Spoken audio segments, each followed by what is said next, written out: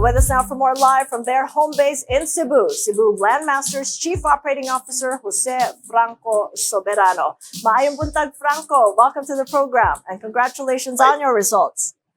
Hi, good morning, Cathy, and thank you for having me. Right, it's our pleasure to be here. Right, it's a fine time to talk about your business because it's looking pretty good in VisMin, but with all that's happening across the world with Trump's tariffs, as well as an oversupply right where I'm at in Metro Manila. What are the conversations like with the board of CLI on how to take things in stride? I think the conversations here are quite positive. Besides Mindanao is an underserved market. It's reflected in our earnings and it's reflected in our sellout rate. So we are 94% sold out across our 40,000+ inventory.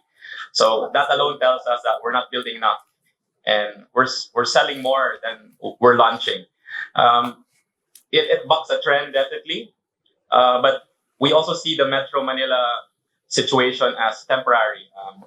We have such a strong demographic situation, Cathy. I compare Philippines to the other countries abroad, and we are still in a demographic sweet spot. It's about developers really identifying the opportunities, no? And while there's some doubt in the industry. Right. It's great that you're selling out strong and that's indicating strong demand, but how do you manage prospective risks to construction costs? I mean, when I look at construction materials costs, they've risen for a third month because of those tariff pressures, contractors receiving price hike notices and several key inputs, and that's complicating efforts to plan and budget around those new projects.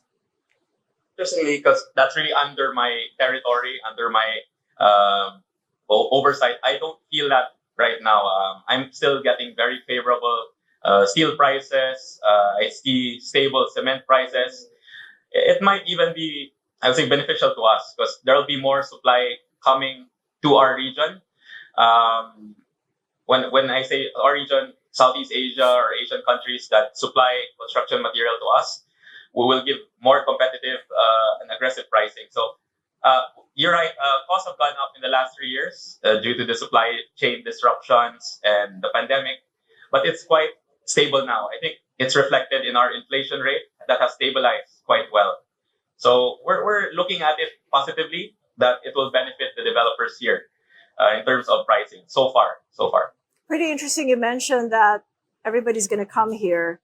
So that pretty much means like dumping. So that also poses as a problem when you try to reprice. So how do you chase prices and reprice as the cost of materials go down?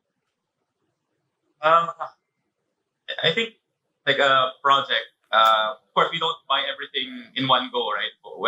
We're building now over 20 different projects at the same time. It's normal course of business for us. So a condo project takes 4 years to build on average. A housing development takes 3 years. So we buy as it's needed. Now it's a just-in-time approach. So we're protected that way because a lot can change in 3 months, in 6 months, in a year. So we're taking advantage of pricing opportunities now, but we're not locking in anything beyond 3 months or 6 months. So I think that's how we manage it from our supply chain perspective. It helps to be agile. So what is your launch and reservation sales target this year then? And what is it going to be focused on? Is it going to be on your flagship economic segment brand, Casamira?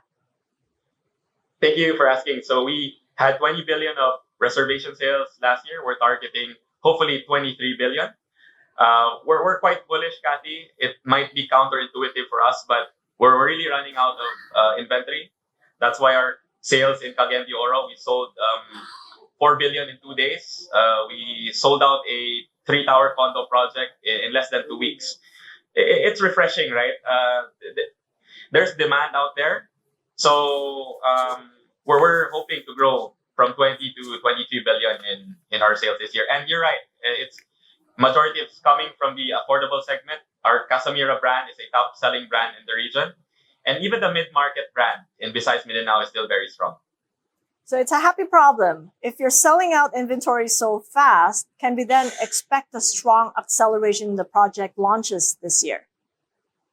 we can expect a strong acceleration in projects this year. Definitely, we're gearing up to do so. Of course, in real estate, they say it's one of the most regulated industries, right? There are just a lot of permits to do, a lot of clearances to get. But I depend on the strength of my team. We have 1,000 people team here spread across the region, and I just need to motivate them well so that our timetables are hit. Okay. And so we can deliver for our shareholders as well. And deliver in Cagayan de Oro in just 30 seconds. Is it all sold out? It's now like 90+% sold, but we just launched a month ago. So it's one of our happy records for in recent memory, to sell out that fast. So Cagayan de Oro is such a strong magnet of the northern Mindanao region. There's a lot of purchasing power there. So it's really about bringing the right, we call it in Visayas Mindanao, the right value for money product needs to be brought to the market. Daghang salamat, Franco. Thank you so much. Sige. And best wishes to Dadjo, who's been traveling. Happy I will. Easter to you all. Franco Soberano, the CFO of Cebu Landmasters Inc.